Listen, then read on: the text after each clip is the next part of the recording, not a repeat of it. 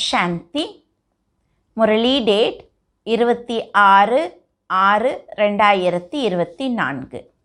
காலை முரளி பாப்தாதா மதுபன்.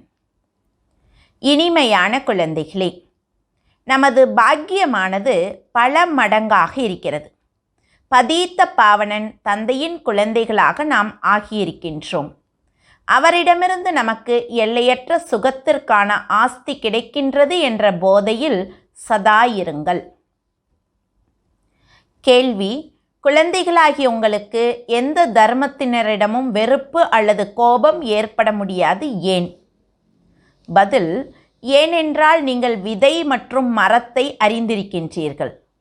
இந்த மனித சிருஷ்டியானது எல்லையற்ற மரமாக இருப்பதை நீங்கள் அறிவீர்கள். இதில் ஒவ்வொருவருக்கும் அவரவர்களுக்கென்று நடிப்பு இருக்கின்றது. நாடகத்தில் ஒருபோதும் நடிகர்கள் ஒருவருக்கொருவர் வெறுப்படைய மாட்டார்கள். நாம் இந்த நாடகத்தில் ஹீரோ ஹீரோயினின் நடிப்பு நடித்திருக்கின்றோம். நாம் என்ன சுகத்தை அடைந்திருக்கின்றோமோ அதை வேறு யாரும் அடைய முடியாது. முழு உலகின் மீதும் ராஜ்யம் செய்யக்கூடியவர்கள் நாம் என்ற குஷி உங்களுக்கு அதிகமாக இருக்கிறது. ஓம் சாந்தி. ஓம் சாந்தி என்று கூறியதும் குழந்தைகளாகிய உங்களுக்கு என்ன ஞானம் கிடைத்திருக்கின்றதோ அது முற்றிலும் புத்தியில் வர வேண்டும். தந்தையின் புத்தியிலும் என்ன மாதிரியான ஞானம் இருக்கிறது? இது மனித சிருஷ்டிக்கான மரம். இதனை கல்ப விருட்சம் என்று கூறுகின்றார்கள். அது எப்படி உருவானது? எவ்வாறு வளர்க்கப்படுகின்றது? பிறகு எப்படி விநாசமாகிறது? போன்ற முழுவதும் புத்தியில் வர வேண்டும். ஜடமான மரம் இருப்பது போன்று இது சைத்தன்ய மரமாகும். விதையும் சைத்தன்யமானவர், அவர் சத்தியமானவர், சைத்தன்யமானவர் என்று அவரது மகிமை பாடுகின்றனர். அதாவது மரத்தின் முதல் இடை கடைசியின் இரகசியத்தை புரிய வைத்து கொண்டிருக்கின்றார். அவரது தொழிலை பற்றி யாரும் அறிந்திருக்கவே இல்லை. பிரஜாபிதா பிரம்மாவின் தொழிலையும் அறிய வேண்டுமல்லவா? பிரம்மாவை யாரும் நினைவு செய்வதில்லை, அறிந்திருக்கவும் இல்லை. அஜ்மீரில் பிரம்மாவின் கோவில் உள்ளது. திருமூர்த்தி சித்திரத்தை உருவாக்கும் போது அதில் பிரம்மா, விஷ்ணு, சங்கர் உள்ளனர். பிரம்மா தேவதாய நமக என்று கூறுகின்றனர். இந்த நேரத்தில் பிரம்மாவை தேவதை என்று கூற முடியாது என்பதை குழந்தைகளாகிய நீங்கள் இப்பொழுது அறிந்திருக்கின்றீர்கள். எப்போது சம்பூர்ணம் ஆகின்றாரோ அப்பொழுதுதான் தேவதை என்று கூற முடியும். சம்பூர்ணம் ஆன பின்பு சூக்ஷ்ம வதனத்திற்கு சென்று விடுகின்றார். உங்கள் தந்தையின் பெயர் என்ன என்று பாபா யாரிடத்தில் கேட்கின்றார்? ஆத்மாவிடத்தில். நமது பாபா என்று ஆத்மா கூறுகிறது. யார் கூறியது என்று அறியாதவர்களாக கேள்வி கேட்க முடியாது. அனைவருக்கும் 2 தந்தைகள் உள்ளனர் என்பதை குழந்தைகள் இப்பொழுது அறிந்து கொண்டீர்கள். ஞானத்தை ஒரே ஒரு தந்தை தான் கொடுக்கின்றார். இது சிவபாபாவின் ரதம் என்பதை குழந்தைகள் புரிந்திருக்கின்றீர்கள். பாபா இந்த ரதத்தின் மூலம் நமக்கு ஞானம் கூறுகின்றார்.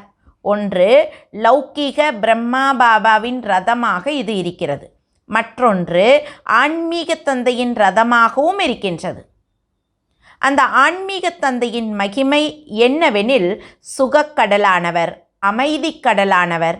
முதலில் அவர் எல்லையற்ற தந்தையானவர். அவர் மூலமாக எல்லையற்ற ஆஸ்தி கிடைக்கின்றது என்பது புத்தியில் இருக்கும். தூய்மையான உலகத்திற்கு எஜமானர்களாக ஆகின்றோம். பதீத்த பாவனரே வாருங்கள் என்று நிராகாரமானவரை அழைக்கின்றோம். ஆத்மாதான் அழைக்கின்றது. தூய்மையான ஆத்மாவாக இருக்கின்ற போது அழைப்பது கிடையாது. தூய்மை இல்லாமல் இருப்பதால் தான் அழைக்கின்றது. பதீத்த பாவனன் தந்தை இப்பொழுது இந்த சரீரத்தில் வந்திருக்கின்றார் என்பதை உங்கள் ஆத்மா அறிந்திருக்கின்றது. நான் அவருடையவராக ஆகியிருக்கின்றேன் என்பதை மறந்துவிடக்கூடாது. இது சௌபாகியம் மட்டுமின்றி பல மடங்கு பாக்கியத்திற்கான விஷயமாகும். பிறகு அப்படிப்பட்ட தந்தையை ஏன் மறக்க வேண்டும்? இந்த நேரத்தில் தந்தை வந்திருக்கின்றார். இது புது விஷயமாகும். சிவ ஜெயந்தி ஒவ்வொரு ஆண்டும் கொண்டாடப்படுகிறது. ஆக கண்டிப்பாக அவர் ஒரே ஒரு முறைதான் வருகின்றார். லக்ஷ்மி நாராயணன் சத்தியுகத்தில் இருந்தனர். இந்த நேரத்தில் கிடையாது. அவர்கள் மறுபிறவி எடுத்திருப்பார் என்பதை புரிய வைக்க வேண்டும். 16 கலைகளிலிருந்து 14, 12 கலைகளில் வந்திருப்பார். இது உங்களை தவிர வேறு யாருக்கும் தெரியாது. புது உலகைத்தான் சத்தியுகம் என்று சொல்லப்படுகிறது. அங்கு அனைத்தும் புதியதாகவே இருக்கும். தேவதா தர்மம் என்ற பெயரும் பாடப்பட்டிருக்கின்றது. அதே தேவதைகள் விகார மார்க்கத்தில் செல்லுகின்ற பொழுது புதியவர்கள் மட்டுமின்றி தேவதைகள் என்றும் கூற முடியாது. நாம் அவர்களது வம்சத்தினர்கள் என்று யாரும் கூறுவதில்லை. ஒருவேளை தன்னை அவர்களது வம்சத்தினர்கள் என்று நினைத்தால் அவர்களை மகிமையும் தன்னை நிந்தனையும் ஏன் செய்கின்றனர்? மகிமைகள் செய்கின்ற பொழுது அவர்களை தூய்மையானவர்கள் என்றும் தன்னை அசுத்தமானவர், தூய்மையற்றவர் என்றும் உணர்கின்றனர். தூய்மையாக இருந்து தூய்மை இழந்தவர்களாக ஆகின்றனர். மறுபிறவி எடுக்கின்றனர். முதலில் யார் தூய்மையாக இருந்தார்களோ அவர்களே பிறகு தூய்மை இல்லாதவர்களாக ஆகின்றனர். தூய்மையுடன் இருந்து இப்பொழுது தூய்மை இல்லாதவர்களாக ஆகியிருக்கின்றோம் என்பதை நீங்கள் அறிந்திருக்கின்றீர்கள். நீங்கள் பள்ளியில் படிக்கின்றீர்கள். அதில் வரிசை கிரமம் 1, 2ஆம் வகுப்பு என்பது ஏற்படுகின்றது. தந்தை நமக்கு கற்பிக்கின்றார் என்பதை குழந்தைகள் நீங்கள் இப்பொழுது அறிந்திருக்கின்றீர்கள். அதனால் தான் வந்திருக்கின்றீர்கள் அல்லவா? இல்லையெனில் இங்கே வரவேண்டிய அவசியம் என்ன இருக்கின்றது? இவர் குருவோ மகாத்மாவோ மகாபுருஷரோ கிடையாது. இது ஒரு சாதாரண மனித சரீரமாகும். அதுவும் மிக பழையதாகும். பல பிறவிகளின் கடைசியில் நான் இவருக்குள் பிரவேசிக்கின்றேன். வேறு எந்த மகிமையும் இவருக்கு கிடையாது. இவரிடத்தில் பிரவேசமாவதால் இவருக்கு பெயர் ஏற்படுகிறது. இல்லையெனில் பிரஜாபிதா எங்கிருந்து வருவார்? மனிதர்கள் கண்டிப்பாக குழப்பமடைகின்றனர் அல்லவா? தந்தை உங்களுக்கு புரிய வைத்திருக்கின்றார். அதனால் தான் நீங்கள் மற்றவர்களுக்கு புரிய வைக்கின்றீர்கள். பிரம்மாவின் தந்தை யார்? பிரம்மா, விஷ்ணு, சங்கர் இவர்களை படைக்கக்கூடியவர் சிவபாபா. புத்தி மேலே சென்று விடுகிறது. இவர்கள் பரந்தாமத்தில் இருக்கக்கூடிய பரம்பிதா பரமாத்மாவின் படைப்புகள் ஆவார். பிரம்மா, விஷ்ணு, சங்கரின் தொழில்கள் தனித்தனியானவை. யாராவது 3-4 பேர் சேர்ந்திருப்பார்கள். ஆனால் அவர்களின் தொழில் தனித்தனியாக இருக்கும். ஒவ்வொருவரின் பாகமும் தனித்தனியாக இருக்கும். இத்தனை கோடி ஆத்மாக்களில் ஒருவரது பாகத்தை போன்று மற்றொருவருக்கு கிடையாது. இந்த அதிசயமான விஷயம் புரிய வைக்கப்பட்டிருக்கின்றது. எவ்வளவு மனிதர்கள் இருக்கின்றனர்? இப்போது சக்கரம் முடிவடைகின்றது. கடைசி அல்லவா? அனைவரும் திரும்ப செல்லுவார்கள். சக்கரம் திரும்பவும் சுற்ற வேண்டும். இந்த அனைத்து விஷயங்களையும் தந்தை விதவிதமான முறையில் புரிய வைத்து கொண்டிருக்கின்றார். புது விஷயம் அல்லவா? கல்பத்திற்கு முன்பும் புரிய வைத்திருந்தேன் என்று கூறுகின்றார். மிகவும் அன்பான தந்தையாக இருக்கின்றார். இப்படிப்பட்ட தந்தையை மிக அன்புடன் நினைவு செய்ய வேண்டும். நீங்கள் தந்தையின் மிக அன்பான குழந்தைகள் அல்லவா? தந்தையை நினைவு செய்து வந்திருக்கின்றீர்கள். முன்பு அனைவரும் ஒருவரை மட்டுமே பூஜை செய்தீர்கள். வேறுபாட்டிற்கான விஷயமே கிடையாது. இப்பொழுது எவ்வளவு வேறுபாடுகள் உள்ளன. இவர் ராமரின் பக்தராக இருக்கின்றார். இவர் கிருஷ்ணரின் பக்தராக இருக்கின்றார். ராமரின் பக்தர் சாம்பராணி போடுகின்ற பொழுது கிருஷ்ண பக்தர் மூக்கை பொத்திக் கொள்ளுகின்றார். இப்படிப்பட்ட சில விஷயங்கள் சாஸ்திரங்களில் உள்ளன. நமது பகவான் உயர்ந்தவர் என்று அவர்கள் கூறுவர். இவர்கள் நமது பகவான் தான் உயர்ந்தவர் என்று கூறுகின்றனர். 2 பகவான் என்று நினைத்து விடுகின்றனர். ஆக தவறாக இருக்கின்ற காரணத்தினால் அனைவரும் தவறான காரியத்தையே செய்து கொண்டிருக்கின்றனர். தந்தை புரிய வைக்கின்றார், குழந்தைகளே, பக்தி பக்திதான், ஞானம் ஞானம்தான். ஞானக்கடலானவர் ஒரே ஒரு தந்தை மட்டுமே. மற்றபடி அவர்கள் அனைவரும் பக்தியின் கடலாக உள்ளனர். ஞானத்தின் மூலம் சத்கதி ஏற்படுகின்றது. இப்பொழுது குழந்தைகளாகிய நீங்கள் ஞானவான்களாக ஆகியிருக்கின்றீர்கள். தந்தை உங்களுக்கு தனது மற்றும் முழு சக்கரத்தின் அறிமுகத்தை கொடுத்திருக்கின்றார். வேறு யாரும் அதை கொடுக்க முடியாது.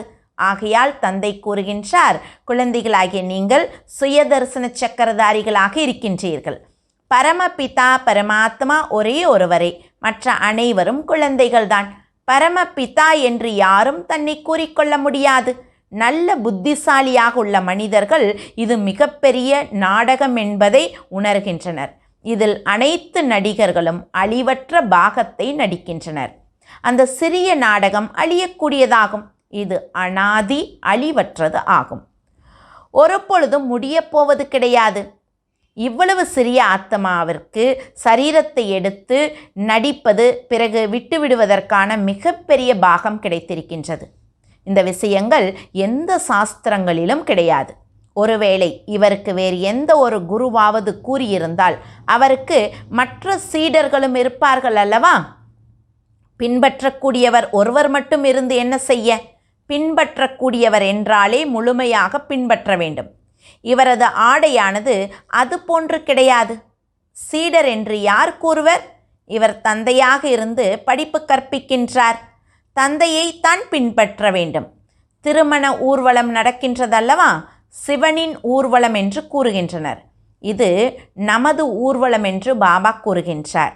நீங்கள் அனைவரும் பக்தைகளாக இருக்கின்றீர்கள். நான் பகவான்.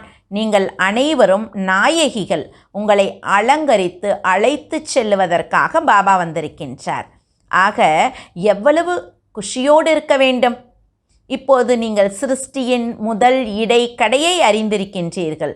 நீங்கள் தந்தையை நினைவு செய்து செய்து தூய்மையாக ஆகிவிடுவீர்கள் என்றால் தூய ராஜ்யம் கிடைக்கின்றது. நான் வருவதே கடைசியில்தான் என்று தந்தை புரிய வைக்கின்றார். தூய்மையான உலகை ஸ்தாபனை செய்வதற்காக மற்றும் தூய்மையற்ற உலகை விநாசம் செய்வதற்காக வாருங்கள் என்று என்னை அழைக்கின்றீர்கள். ஆகையால் தான் மகா காலன் என்றும் கூறுகின்றீர்கள். மகா காலனுக்கும் கோவில் உள்ளது. காலனின் கோவிலை பார்க்கின்றீர்கள் அல்லவா? சிவனை காலன் என்று கூறுவீர்கள் அல்லவா? வந்து தூய்மைப்படுத்துங்கள் என்று அழைக்கின்றீர்கள். ஆத்மாக்களை அழைத்து செல்லுகின்றார். எல்லையற்ற தந்தை அளவற்ற ஆத்மாக்களை அழைத்து செல்லுவதற்காக வந்திருக்கின்றார். காலனுக்கெல்லாம் மகா காலன் அனைத்து ஆத்மாக்களையும் தூய்மையாக்கி மனம் வீசும் மலர்களாக அழைத்து செல்லுகின்றார். மனம் வீசும் மலர்களாக ஆகிவிட்டால் பிறகு தந்தை மடியில் அமர்த்தி கொண்டு அழைத்து செல்லுவார். ஒருவேளை தூய்மையாக ஆகவில்லை என்றால் தண்டனை அடைய வேண்டியிருக்கும். வித்தியாசம் உள்ளது அல்லவா? பாவம் இருந்தால் பிறகு தண்டனை அடைய வேண்டியிருக்கும். பதவியும் அவ்வாறே கிடைக்கும். ஆகையால் தந்தை புரிய வைக்கின்றார். இனிமையிலும் இனிமையான குழந்தைகளே, மிக மிக இனிமையானவர்களாக ஆகுங்கள். கிருஷ்ணர் அனைவருக்கும் இனிமையானவராக இருக்கின்றார் அல்லவா? எவ்வளவு அன்பாக தூங்க வைக்கின்றனர். தியானத்தில் சிறிய கிருஷ்ணரை பார்த்ததும் உடனே எடுத்து மடியில் அமர்த்தி அன்பு செலுத்துகின்றனர். வைகுண்டத்திற்கு சென்று விடுகின்றனர். அங்கு கிருஷ்ணரை சைத்தன்ய ரூபத்தில் பார்க்கின்றனர். உண்மையில் வைகுண்டம் வந்து கொண்டிருக்கிறது என்பதை குழந்தைகள் நீங்கள் இப்பொழுது அறிந்திருக்கின்றீர்கள். நாம் எதிர்காலத்தில் இவ்வாறு ஆவோம். அதற்கான காட்சியை தான் பார்க்குறாங்க. அந்த காட்சியை பார்க்கும்போதே கிருஷ்ணரை பார்த்தோன்னா ரொம்ப பிரியம் வந்துடுது. ஸ்ரீ கிருஷ்ணரை களங்கப்படுத்துகின்றனர். அவை அனைத்தும் தவறாகும். குழந்தைகளாகிய உங்களுக்கு முதலில் போதை ஏற்பட வேண்டும். ஆரம்பத்தில் அதிக சாட்சாத்காரம் ஏற்பட்டது. அதாவது தெய்வீக காட்சிகளை எல்லாம் பார்த்தாங்க. பிறகு கடைசியிலும் அதிகமாக ஏற்படும். ஞானம் மிகவும் ரமணீகரமாக இருக்கின்றது. மிக மகிழ்ச்சி கொடுக்கக்கூடியதாக இருக்குது. மிகவும் மகிழ்ச்சியுடன் இருக்க வேண்டும். பக்தியில் எந்த குஷியும் இருப்பது கிடையாது. ஞானத்தில் எவ்வளவு குஷி இருக்கின்றது என்று பக்தியில் உள்ளவர்களால் சிறிது கூட புரிந்து கொள்ள முடியாது. ஆக குழந்தைகளாகிய உங்களுக்கு முதலில் இந்த போதை இருக்க வேண்டும். இந்த ஞானத்தை தந்தையை தவிர வேறு எந்த ரிஷி முனி போன்றவர்களால் தர முடியாது. லௌகீக குருக்களால் யாருக்கும் முக்தி, ஜீவன் முக்திக்கான வழி காண்பிக்க முடியாது. எந்த மனிதனும் குருவாக ஆக முடியாது என்பதை நீங்கள் அறிவீர்கள். ஆத்மாக்களே, குழந்தைகளே, நான் உங்களுக்கு புரிய வைக்கின்றேன் என்று யாரும் கூற முடியாது. தந்தைக்கு குழந்தைகளே குழந்தைகளே என்று கூறக்கூடிய வழக்கம் இருக்கிறது. இவர்கள் எனது படைப்புகள் என்பதை அறிந்திருக்கின்றார். இந்த தந்தையும் கூறுகின்றார், நான் அனைவரையும் படைக்கக்கூடியவன். நீங்கள் அனைவரும் சகோதர சகோதரர்கள். அவருக்கு நடிப்பு கிடைத்திருக்கிறது. எப்படி கிடைத்தது என்பதையும் அமர்ந்து புரிய வைக்கின்றார். ஆத்மாவில்தான் அனைத்து நடிப்பும் நிறைந்திருக்கின்றது. யாரெல்லாம் மனிதர்கள் பிறவி எடுத்தாலும் 84 பிறவிகளில் ஒரு பொழுதும் ஒரே மாதிரியான முகம் கிடைக்காது. சிறிதாவது கண்டிப்பாக மாறும். தத்துவங்களும் சதோ ரஜோ தமோவாக ஆகிக்கொண்டே இருக்கிறது. ஒவ்வொரு பிறப்பின் முகமும் ஒன்று மற்றொன்றுடன் சேராது. இதுவும் புரிந்து கொள்ள வேண்டிய விஷயமாகும். தந்தை தினமும் புரிய வைக்கின்றார். இனிமையான குழந்தைகளே, தந்தையின் மீது ஒரு பொழுதும் சந்தேகத்தை கொண்டு வராதீர்கள். சந்தேகம் மற்றும் நம்பிக்கை 2 வார்த்தைகள் உள்ளதல்லவா? தந்தை என்றாலே தந்தைதான். இதில் சந்தேகம் ஏற்பட முடியாது. யோகா என்ற வார்த்தை சரியானதாக இல்லை. நீங்கள் ராஜ ரிஷிகளாக இருக்கின்றீர்கள். ரிஷி என்ற வார்த்தை தூய்மையானது ஆகும். நீங்கள் ராஜ ரிஷிகளெனில் கண்டிப்பாக தூய்மையாக இருப்பீர்கள். சிறிது விஷயத்தில் தோல்வியடைந்து விட்டாலும் பிறகு ராஜ்யம் கிடைக்காது. பிரஜைகளாக சென்று விடுவீர்கள். மிகவும் நஷ்டம் ஏற்பட்டு விடுகின்றது. வரிசை கிரமமான பதவி இருக்கின்றதல்லவா? ஒருவரது பதவியை போன்று மற்றொருவருக்கு கிடைக்காது. இது எல்லையற்ற ஏற்கனவே உருவாக்கப்பட்ட நாடகமாகும். தந்தையை தவிர வேறு யாரும் புரிய வைக்க முடியாது. விதை மற்றும் மரத்தை புரிந்து கொள்ள வேண்டும். மனித சிருஷ்டியானது மரம் போன்று இருக்கிறது. இதற்கு ஆலமரத்திற்கான உதாரணம் மிகவும் சரியானதாகும். நமது ஆதி சனாதன தேவி தேவதா தர்மத்தின் வேரானது இப்பொழுது மறைந்து விட்டதென்று உங்களது புத்தியும் கூறுகின்றது. மற்ற அனைத்து மரத்தின் கிளைகள் போன்றவைகள் உள்ளன. நாடகப்படி இவை அனைத்தும் ஏற்பட்டே ஆக வேண்டும். இதில் வெறுப்பு ஏற்படுவது கிடையாது. நாடகத்தில் நடிகர்களுக்குள் வெறுப்பு ஏற்படுமா என்ன? இப்பொழுது பதீத்தமாக ஆகிவிட்டீர்கள், அதாவது அழுக்காக ஆயிட்டீங்க. இப்பொழுது சுத்தமானவர்களாக ஆக வேண்டும் என்று தந்தை கூறுகின்றார். உங்களை போன்று சுகத்தை கண்டவர்கள் வேறு யாரும் கிடையாது. நீங்கள் ஹீரோயினிகளாக இருக்கின்றீர்கள். உலக ராஜ்யம் ஆளக்கூடியவர்கள் என்கின்ற பொழுது அளவற்ற குஷியாக இருக்க வேண்டும். பகவான் கற்பிக்கின்றார், தொடர்ந்து படிக்க வேண்டும். அந்த அளவிற்கு குஷியுடனும் இருக்க வேண்டும். எல்லையற்ற தந்தை நமக்கு படிப்பிக்கின்றார். ராஜயோகத்தையும் தந்தை தான் கற்பிக்கின்றார். எந்த சரீரதாரியும் கற்பிக்க முடியாது. ஆத்மாக்களுக்கு தந்தை கற்பிக்கின்றார். ஆத்மாதான் தாரணை செய்கின்றது. ஒரே ஒரு முறை தந்தை நடிப்பதற்காக வருகின்றார். ஆத்மாவும் நாடகப்படி நடிக்க வந்து ஒரு சரீரத்தை விட்டு மற்றொன்றை எடுக்கின்றது. ஆத்மாக்களுக்கு தந்தை கற்பிக்கின்றார். தேவதைகளுக்கு கற்பிக்க மாட்டார். அங்கு தேவதைகள் தான் கற்பிப்பார்கள். நீங்கள் தான் படிக்கின்றீர்கள். இந்த சங்கமயுகத்தில் மட்டும்தான் நீங்கள் புருஷோத்தமர்களாக ஆகின்றீர்கள். சத்தியமானவர்களாக ஆக்கக்கூடியவர், சத்தியுகத்தை ஸ்தாபனை செய்யக்கூடியவர் ஒரே ஒரு சத்தியமான பாபா ஆவார். நல்லது. இனிமையிலும் இனிமையான செல்ல குழந்தைகளுக்கு தாய் தந்தை பாம் தாதாவின் அன்பு நினைவுகள் மற்றும் காலை வணக்கம். ஆன்மீக குழந்தைகளுக்கு ஆன்மீக தந்தையின் நமஸ்காரம். ஆன்மீக தந்தைக்கு ஆன்மீக குழந்தைகளின் அன்பு நினைவுகளும் நமஸ்காரமும். தாரணைக்கான முக்கிய சாரம். முதல் பாயிண்ட், சங்கமயுகத்தில் நேரடியாக பகவானிடமிருந்து படிப்பு படித்து ஞானவான் ஆஸ்திக்குரியவர்களாக ஆக வேண்டும். மேலும் மற்றவர்களையும் உருவாக்க வேண்டும். ஒரு பொழுதும் தந்தை மற்றும் படிப்பின் மீது சந்தேகம் வரக்கூடாது. இரண்டாவது பாயிண்ட், தந்தைக்கு சமமாக அன்பானவர்களாக ஆக வேண்டும். பகவான் நம்மை அலங்கரித்து கொண்டிருக்கின்றார் என்ற குஷியில் இருக்க வேண்டும். எந்த நடிகரின் மீதும் வெறுப்பு அல்லது கோபப்படக்கூடாது. ஒவ்வொருவருக்கும் இந்த நாடகத்தில் மிக சரியான பாகம் கிடைத்திருக்கிறது.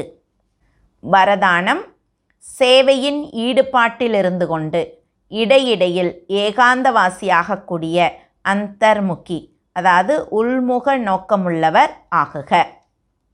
அமைதியின் சக்தியை பிரயோகம் செய்வதற்கு அந்தர்முகி மற்றும் ஏகாந்தவாசி ஆவதற்கான அவசியம் உள்ளது.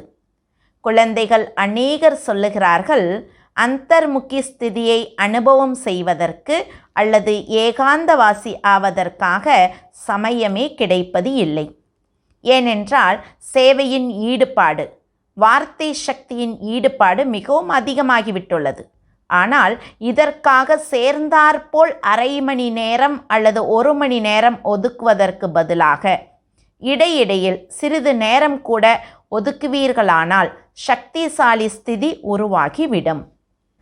ஸ்லோகன்: பிராமண வாழ்க்கையில் யுத்தம் செய்வதற்கு பதிலாக மகிழ்ச்சியில் கொண்டாடுவீர்களானால் கடினமானது கூட சுலபமாகிவிடும். ஓம் சாந்தி.